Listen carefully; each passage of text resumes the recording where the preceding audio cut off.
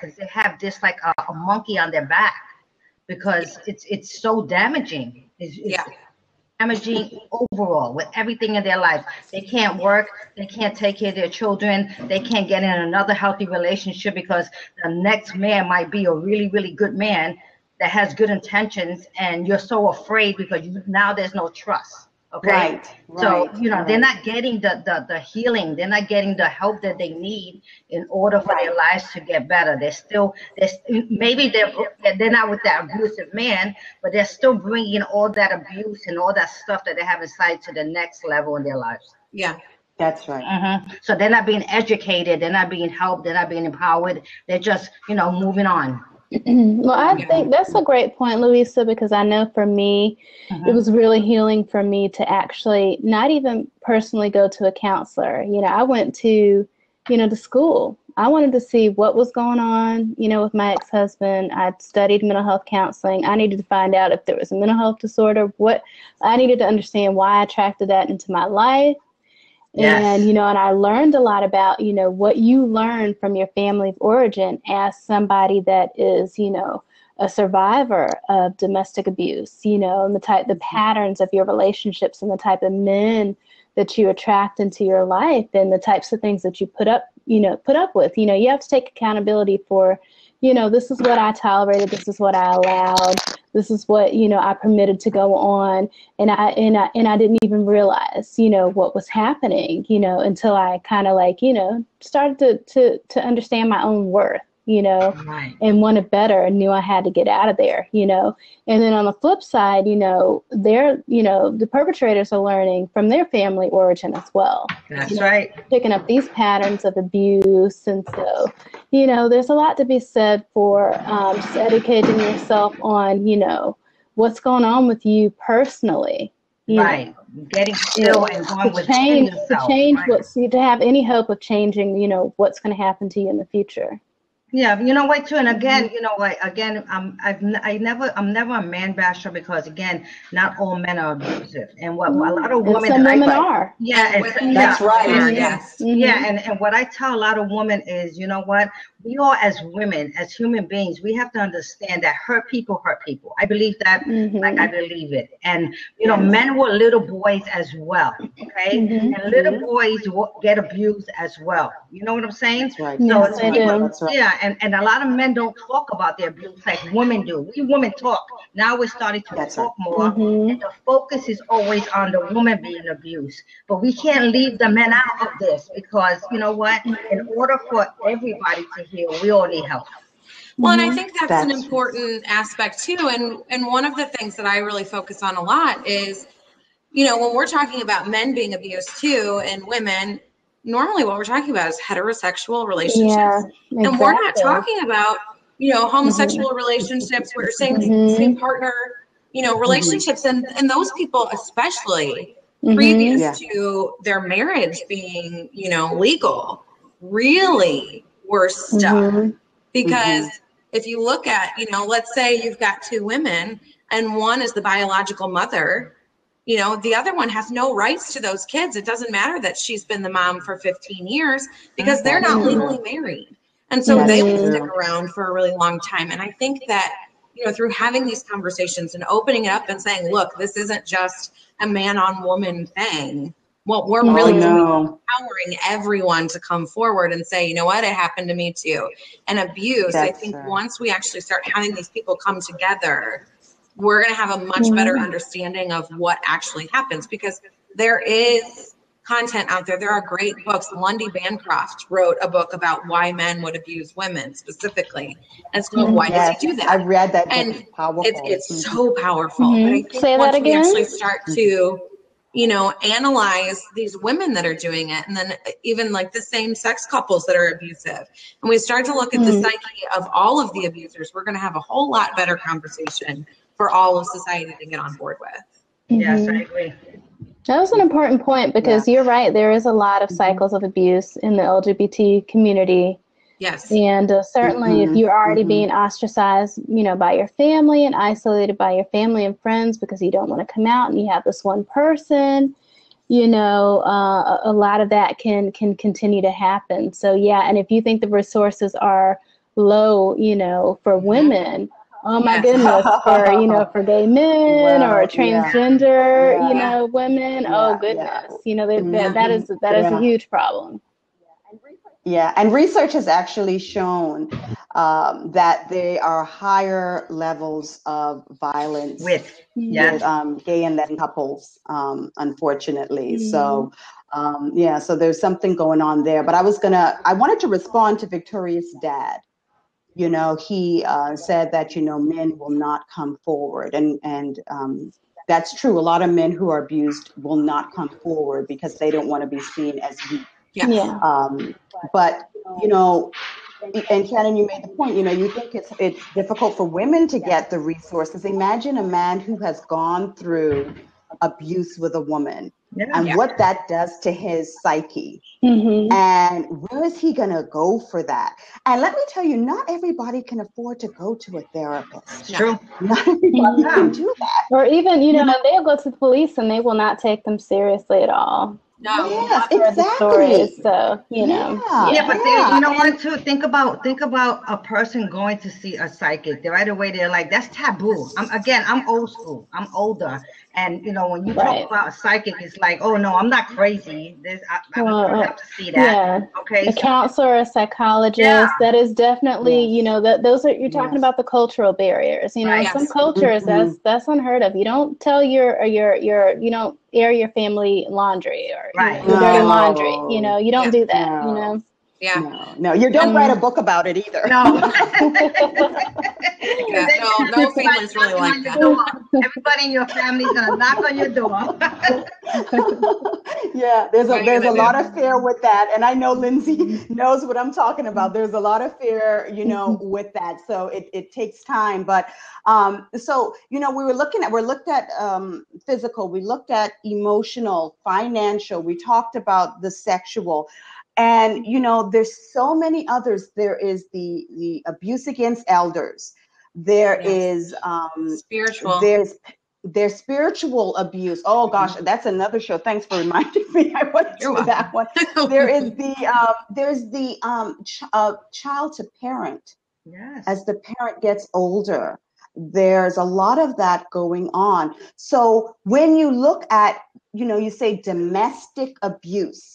So domestic, and I'm thinking, well, that means anyone who is in sort of a domestic environment where you dwell together, right? So you're living in the same household, so you can have any sort of abuse that can happen, that can be grandparent to grandchild and that sort of thing. Narcissism is a big one. Parental isolation, which you start to get into. Your father's no good, your mother's a whore. Exactly, all of that type of stuff. And then there's dating violence, which and that's why I talk a lot about public policy and the laws, because there is nothing for a young girl right now if she is her home situation is not the best, and she is in a violent relationship with her partner, her boyfriend, to go on her own and get a protective order. She would have to have, the parents would have to do that for her. Wow. So she can't go on her own and do that. So there's so many aspects of this, like I was telling you before, that we really need to look at and to see what is happening in our communities. What when you think about domestic abuse in your community, can any of you think of anywhere right now where that they're doing workshops, they're doing classes, they're anything like that are helping people who are going through education and awareness or anything of that nature? Where's everybody from here anyway? Where are you guys from? I'm in Florida. I'm in DC. I'm in St. Louis. And I'm in New York, so. Okay. Yeah. But there are definitely, when I was doing my undergrad program in college, I did a social change project where I had to volunteer for the domestic abuse helpline for men and women. That was a really educational experience for me. There's a thing called Project PAVE. You could find information at projectpave.org. They really break down the types of abuse. And they really cater towards teens. Actually, they start from the elementary school level, working on through high school, where they are doing these advocacy programs. And for me, when I really trace back, where it all started, it was with my high school sweetheart. I mean, that was my first. Me too. That was my first physically violent relationship. So it's good to start early. With the education. What about you, Louisa? Go ahead, Lindsay. Go ahead. Okay, so there are a couple in St. Louis that are they're nonprofits that do, for me, I couldn't afford therapy. You had mentioned how some people can't afford therapy when they leave. I lost my house. I lost my car. I didn't have a job. So here I am with nothing, and I'm looking for resources. And there are places like Safe Connections who offered me individual therapy for 3 full years for free. So that was amazing. Wow. But what they're also doing is they have they have programs that go into the high schools that talk about teen dating violence. So once a week, they have actual educators that go out to different districts within St. Louis and talk to different classes every week, which is amazing.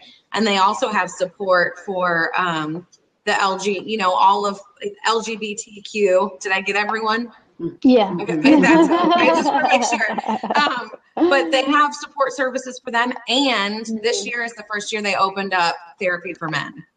Awesome. Okay. That's great. Well, can I say one more thing? Because I was just invited to the Speakers Bureau for RAIN.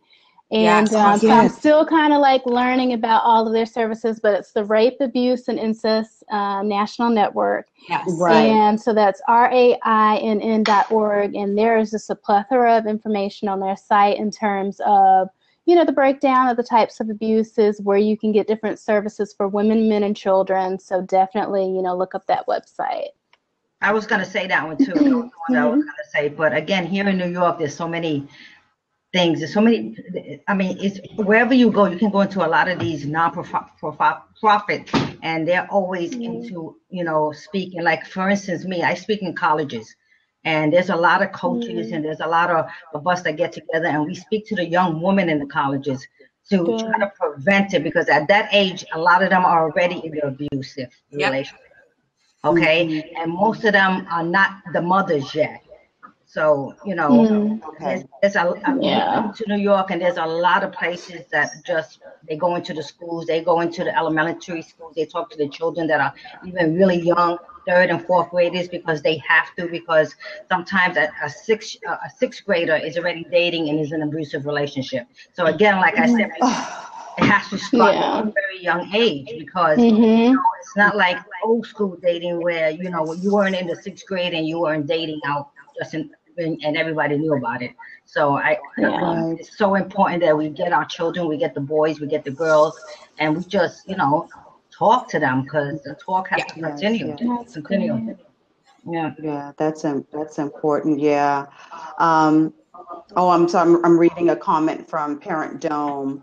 Child predators, sexual predators, and abuse on children. That's another one. I mean, we can definitely have a blab about that. Definitely the children need to be protected. Well, have we talked about the early signs? I know I'm kind of late to the conversation, but have we talked about some of the early signs of No, please share some of that with us. Yeah, we were talking more about defining it, the labels and that sort of thing, but why don't you share some of that with the audience, Shannon? Well, I would just, just breaking down to, everybody knows, they can call abuse if somebody punches you in the face, but, what about some of the red flags, the early red flags where, people are, physically violating your personal space? They're blocking doorways.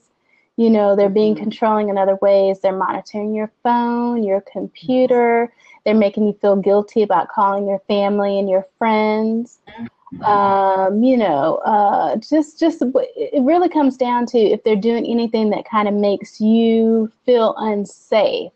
It's all about how you feel. So I don't know about you ladies, but I know, I can trace back some of my relationships, the early part of the relationships where there were definitely some, some red flags where I'm like, okay, I should have known, when this person did this, that, it was time to go. I think it's you know what I call that? I call that following your spirit, ladies. Your spirit doesn't lie to you, okay? Yeah. And I talk about it. I talk to a lot of these young women about that. You know what? When we feel something, it's all about the feeling. When you feel it, you know what? I always say, when a person teaches you, shows you who he is or she is, believe it the first time. Believe them. Yeah, no, that's totally because true. that's who they are. That's who they are. And I Yes. think that a lot of women, they ignore the red flags, or they see it as a little red flag, but little red flags turn into big red flags. Okay. So control is control. It's not that he loves you. It's not that he thinks you're the most, amazing thing. It's not, he wants to control you. Okay. And it starts with that control, and the control starts very, very small. And then all of a sudden they have full control of your life. And then you don't even know, it's like, what happened? I lost myself. So, it starts from home. It starts from a young age. We have to talk to our children, and we have to, empower our children, and we have to make sure that, they know who they are. You know who you are. That's right. Yeah. Teach your children. And I think one of the things that is extremely powerful that I was told probably after I left this abuser was that so many times early in a relationship, we put the blinders on, and we'll justify behavior because we're falling in love with this person. And then, all of a sudden you marry them, and then you take the blinders off and you find all of their imperfections, right? So it really should be the opposite. Like, you need to nitpick who you're dating very early on. And then once you marry them, now, unless they get abusive afterwards. But what I'm saying is, if you find somebody, you nitpick them right up front, you find that they are safe and healthy because they exist, then you sort of should overlook the imperfections. But why do we do it the opposite way right now when it really should be, the other way around? So any sign, you know you more than anybody else. There can be a million people telling you a million different things, but if in your gut you believe that something is off, then you need to trust that. That's right. So sometimes you don't even see it, but your best girlfriend and your family, he's doing that, really? And and then you know what? The man is saying, oh, there goes your girlfriend running her mouth. Why don't she mind your business? You know what? She's a hater. She's a hater. You know what? We all know. Have a man. We all know who our and I say this to women all the time too. We have to know who to choose in our lives. I have a set of good friends that are my good friends, thick and thin, okay? And I know my friends will not lie to me. These are the type of friends that we have to have in our lives. Ones that you trust, ones that if they say something to you, you're going to say to yourself, you know what, this is my girl, and I know that she's seeing something I'm not seeing. So let me look at this man, okay? Because that's what happens with women when they start dating. They just eliminate everybody from their lives because they want to spend this time, even before the man wants you to do it. It's like they cut off their girlfriends, they cut off everybody because their whole time is spent on this man. So when your girlfriend is telling you something, you're not listening to what she's saying because, like you said, you think that you're in love. And you know what? Love doesn't hurt. Love does not hurt. And you're looking at the sort of dominating character of this person, and you're thinking, okay, he's a little possessive, but then you like it. You're thinking, oh, it's because he really loves me so much, and and the same thing with men. You have this woman. She's constantly, blowing up your phone. She, always the ego's like in your bed, and all that stuff, and then as soon as you realize something, and usually it turns out, she's stalking you, or there's something, weird, and you notice something's not right, and you try to back off from it, then you realize, what you're in. So we all, and we did talk a little bit about this, Shannon, we all could look back and self-reflect and see the patterns happen, and really say, and understand too why you didn't respond to it. Was it, that you didn't recognize it? You felt needy. You felt you needed to have somebody in your life. All these different things, and come to terms with that, so that as you're moving forward, you're not making the same mistakes. You're not looking for the same type of man, and you're not in that same head space and emotional space that you were before, So that's so all of that is so important. But Parent Dome was just talking about, the child abuse, and, as big as violence against women are in this country, so is a child neglect as well. And that is that's a form of abuse. Yes. And that happens a lot. Yes. And people aren't paying attention to that. So there's all these different aspects. Imagine what that's going to do to that child and the type of adult that child will turn out to be if we don't have the right tools and resources and things in place for that child. I know we have a lot of children in the system already for so many reasons, but anything that is going to affect our children. And that's why too, I've noticed with social workers now, they're starting to hold, if that woman is in an abusive marriage or relationship and that child is exposed to that, you're holding that mother responsible to say she you're should be held exposing this responsible. child to that, So it's like, now they're looking at that and saying, this isn't just happening to you. This is happening to your children. But you know what they're looking at it. I'm sorry. You know why they're looking at it now? Because it's happening too much. Because a lot of women are choosing these random men to bring them into the houses to their homes around their children, and these men have no interest in these kids.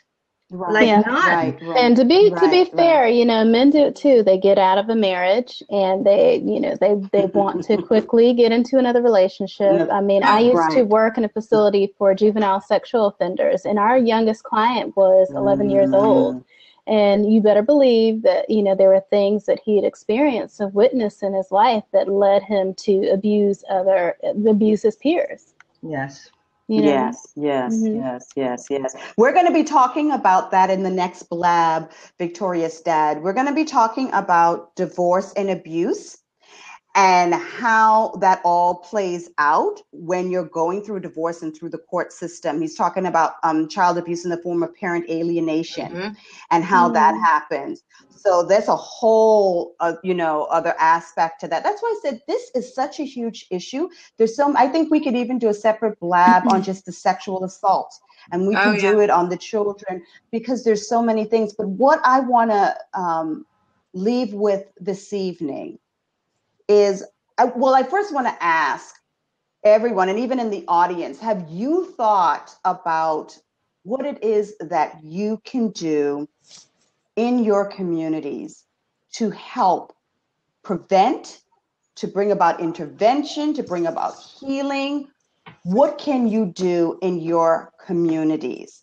And I wish that I had a way to say, okay, now if you're going to say that you're going to, start mentoring young boys, okay, if that's the case, then I want to know you're doing it. Yes, I want to hold people accountable, because here's the thing about what I'm learning about with research and violence is you've got to see the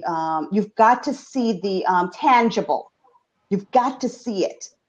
Talking about it is not tangible. No. Doing something, really doing some action, because then in so doing that, you can come back 6 months, a year later and say, wow, just through, doing something like this, I just changed the lives of 5 young men or 5 young women or something like that.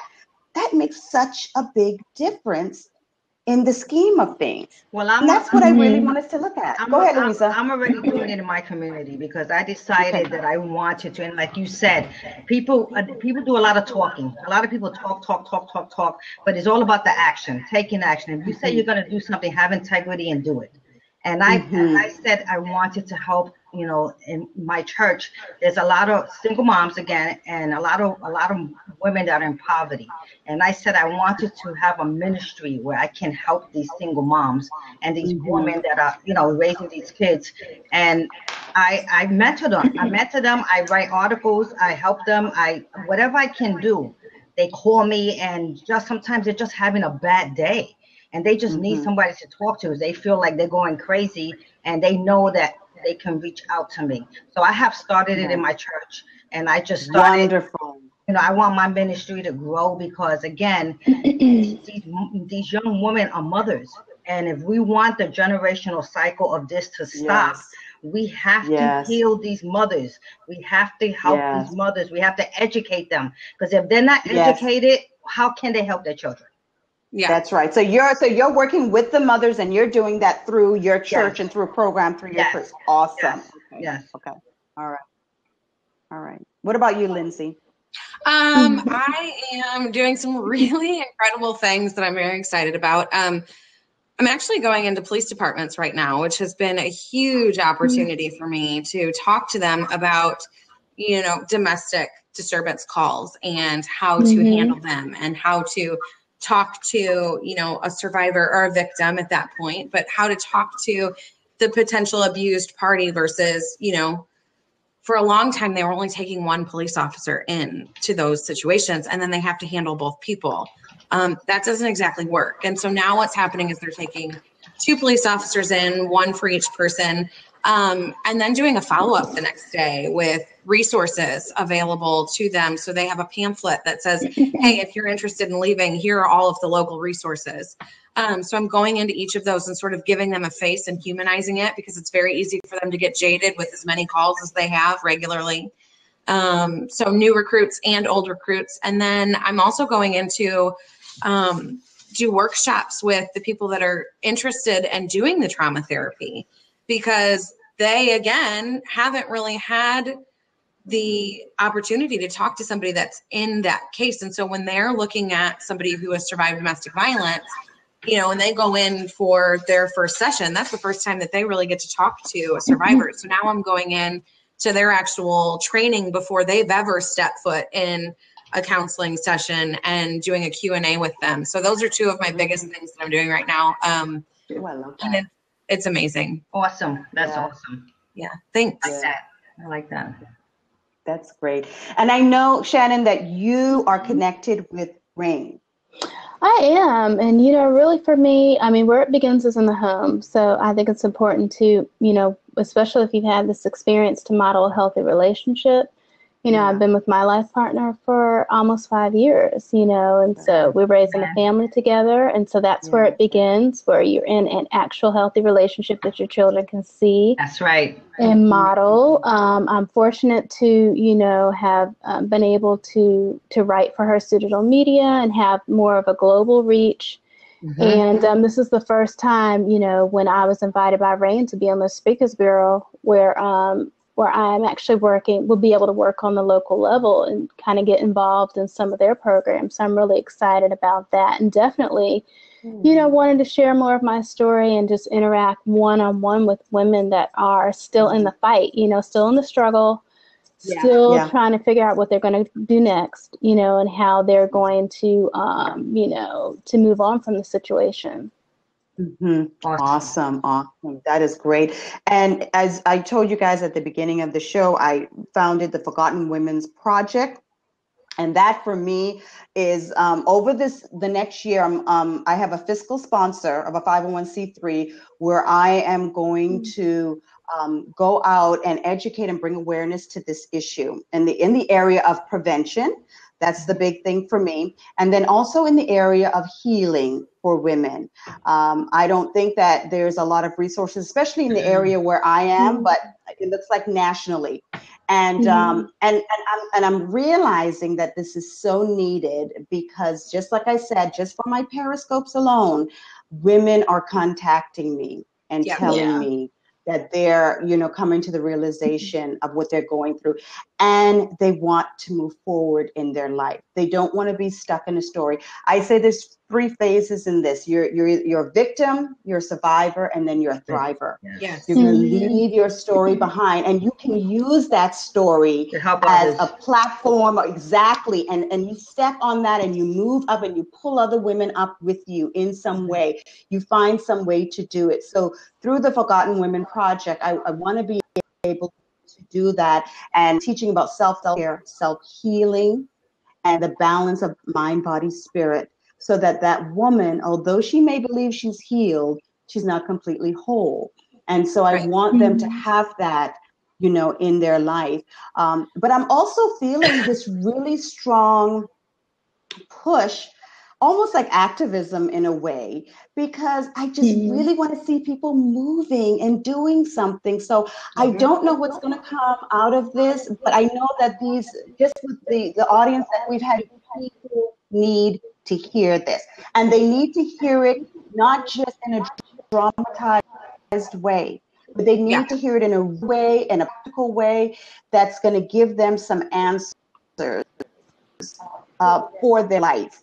And when we all leave here, we go out and we do something with it. Let's start it. Let's start a movement, ladies. I'm all about movement. That is it. I'm all for that too, Louisa. I'm all about movements. Yes.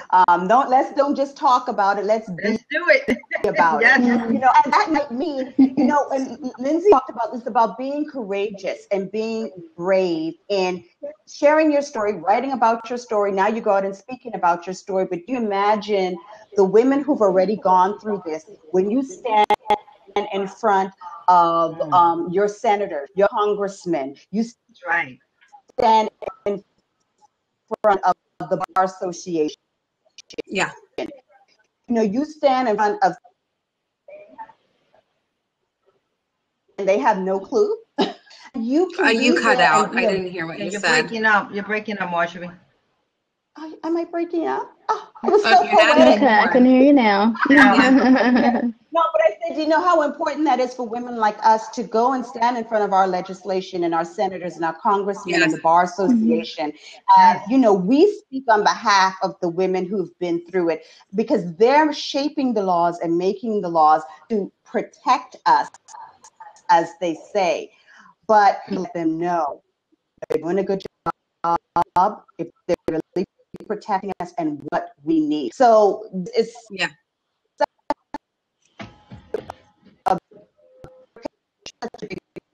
and someone else spiritual aspect. Louise, you brought up the spiritual aspect of the church being involved. Out about this in the book, how it me. And we can't hear you again, Marjorie. You're real staticky. Church, me? You hear me? No. Mm-mm. Can you hear me now? How about now? Yes. Yep. Okay, great. All right, it's something with the system. So anyway, I really want to talk about the church and how the church responds to domestic abuse. Because women who have been in the church and then they go through a divorce and they go through abuse, and a lot of them are saying the church did not respond favorably to them. Yes. And Marjorie, that happened to me. So I can account for that. Sorry, I didn't mean to interrupt you. No, go ahead. That's the topic for domestic violence chat on Monday. Is spiritual abuse and the clergy's response. I will be there. Okay. Good. Yes, I will. But you know what? It does happen in the churches, and especially if you're in church with your partner, and if your partner is somebody well known in the church, women are afraid. Women are very afraid to speak up about the abuse. And again, I speak to a lot of them, and a lot of them talk about, pastors being abusive, and prominent people in the church. So as a Christian woman, or whatever religion you come from, how are you going to speak on that when you feel that nobody's going to really do anything about it? And I think that's what we have to talk about. That's right. Well, there's a hierarchy in church. You have positions of respect. You have people that are, bishops and deacons, and then depending on, what your spiritual belief is, a woman has her place. Right. So how dare you? Yes. But again, what we have to do is, is empowering the woman to speak up. That's the key. If we empower women, if something is happening to you, regardless of what setting you're in at that moment, you have to speak up and you have to say, this is happening to me. I am being abused. And the only way they're going to do that if they're empowered. If they're disempowered, then they're going to keep that secret to themselves, and who knows how long they're keeping this secret. Yeah, well, I think for me, my second marriage, I was actually married to someone that was in in local government. And so he was definitely someone that was, he was someone in the community. He was in a position of power, and he would often leverage that over my head, saying, well, if you tell anyone, who's going to believe you? And of course, if you try anything, I will get custody of the children. So you got to be very, very careful what you talk about and what you say. And that's where the fear sets in. And, and it's anything, police officers, anybody. You know what? You're too afraid. What are you going to do? I'm married to a police officer. He's beating me. So where am I going to go? Police is supposed to protect you. So where do you go? Yes, exactly. And the church too. Like I said, when you are going through something like this, and you go to your pastor, and they do not know how to respond to you, it leaves you feeling hopeless. Yes.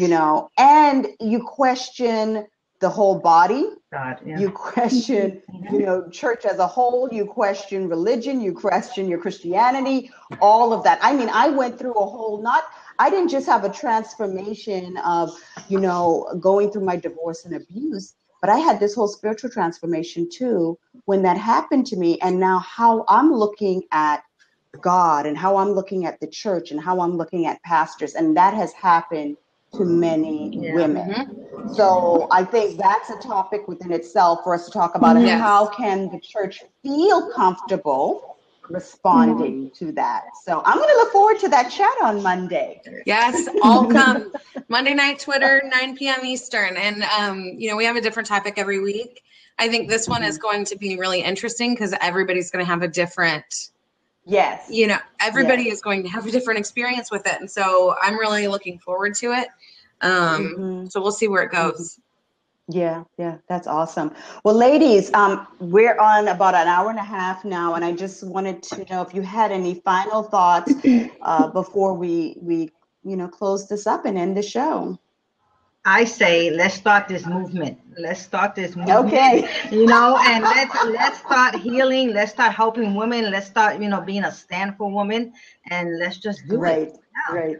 All right, Louisa, I'm with you. I'll be contacting you about that. I started following all of you already, so thank you so much for this conversation. It was an awesome conversation, really. Great. I'm glad you could jump in with us. Yes, definitely. Yeah. Well, I would love Shannon? to just, reach out to women that are, like I said, still in the struggle, still in the fight. I mean, we are so fortunate right now to live in the digital age, to be able to access information on our smartphones, on our computers. Just know that there are resources available.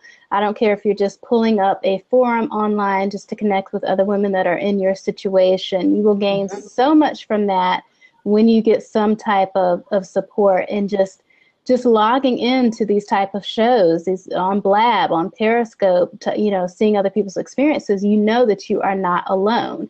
You are not crazy. This is really something that's happening to you. It is not right, and you have other options. Right. I agree. Yeah, and I'll piggyback off of that, but I do believe that that's exactly what it is when we start to realize that we're not alone, it becomes a whole lot easier to cope and, receive the services that you need, or carry on even if you don't, get services, because some people don't need them. Other people do. And either way is fine. But what you don't need is to be in an unhealthy relationship that is totally damaging to you. And knowing that there are people around that can actually validate your feelings, even, when you feel like you're so crazy, to just have somebody to be there for you that says, you know what, I've been through it too, is massive. Yeah. And so having these conversations is incredibly important and very validating. And I'm glad to be a part of them. And I hope that people that are watching this, whether now or as a replay, if they do need resources, can feel comfortable reaching out to one of the four of us. Yes, definitely. How they can receive, help and where they can go from here. Yes, definitely. And let me just touch on the on support real quickly, because I didn't mention this. The support is a very important thing, especially for those that don't have access to the therapy. So if you have a support group that you can get into with other people, it is amazing what that will do for you. I mean, that is so powerful. I remember the first support group I went into, and there was a girl who had almost the same exact story as me. And I thought, oh my gosh, I thought mine was so unique. I thought, you know, this just happened to people. This is like a Lifetime movie. There's no way someone else has had this same thing, because abusers use the same playbook. They do. Right? They use the same playbook, and it all happens in the same way. So just know that. So when you find, you know, people that have gone through the similar journey, you feel more comfortable being able to share parts of yourself, and then use your energy off of each other. You feed off of each other. You can heal each other together. So that is what's, you know, so important. So wherever you go, if it's here on Blab, if it's a Periscope group, if it's the Twitter chat, if it's something in your community, if you can find a group. Now, I will say this: some groups may have women who are, or men who are at different stages with the situation. And it may not be the best ideal place for you, depending on where you are. So you'll definitely have to gauge that and just see, you know, where you're intuitively, where you connect with someone. Spirit. Yes, exactly. You got to let the spirit lead the way. Amen. Yeah, and please understand, and I would like to say this just as a mental health counseling student, I mean, there are free, you know, programs available. Please understand that there are plenty of counselors and psychologists that will work with you on a sliding scale if you cannot pay.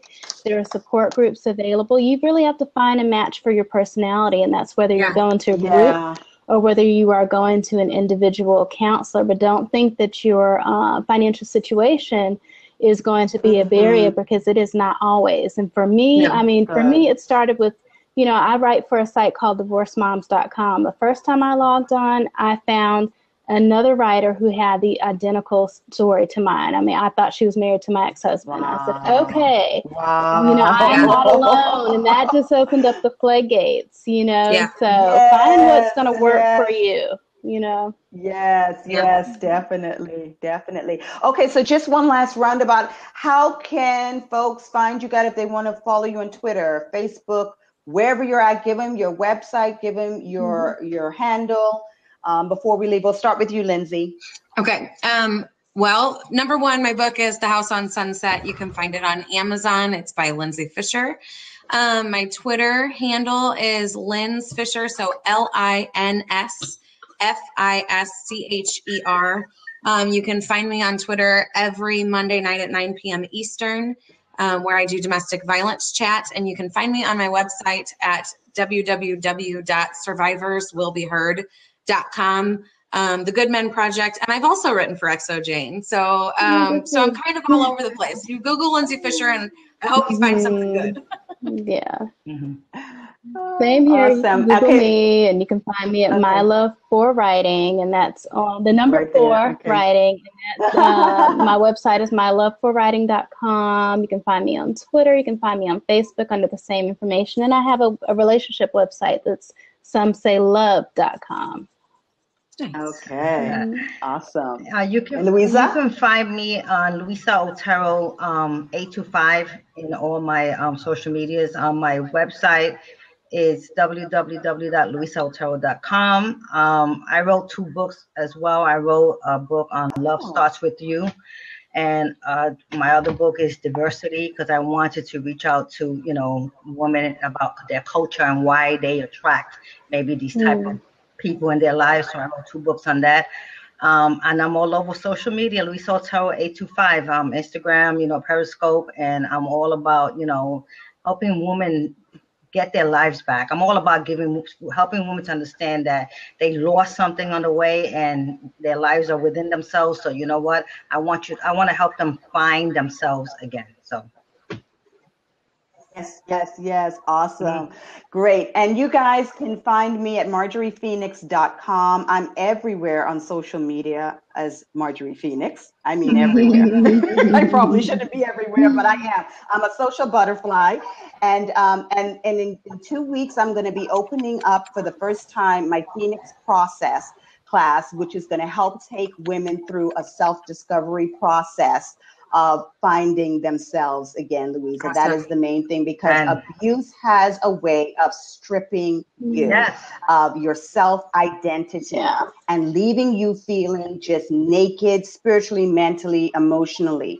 And so what this does, and this is something that I did myself, and I use it during my retreats, and it's something that I feel like is the most powerful piece. It's going to take the woman through the self-discovery, self-examination, where just like the phoenix, if you guys know the story of the phoenix rising from the ashes, the woman is going to be able to rise from the ashes of her story and the pain and her experience. And this is why I took on the last name Phoenix, because I identified with that.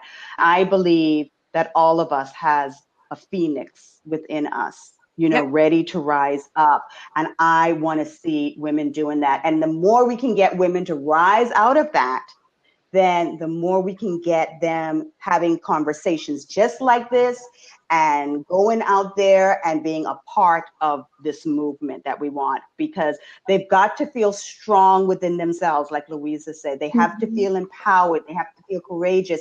But, you know, sometimes they just need that push to get there and feel like they can do it. So I'm going to be happy to offer this start in 2 weeks. I think it's October 16th, and it's going to run for 4 weeks. So, but yeah, you guys can find me there. And then next week, Tuesday, we will be back. I hope all of you guys will join us for that. That's going to be divorce and abuse. And that's actually, that's Monday the 12th.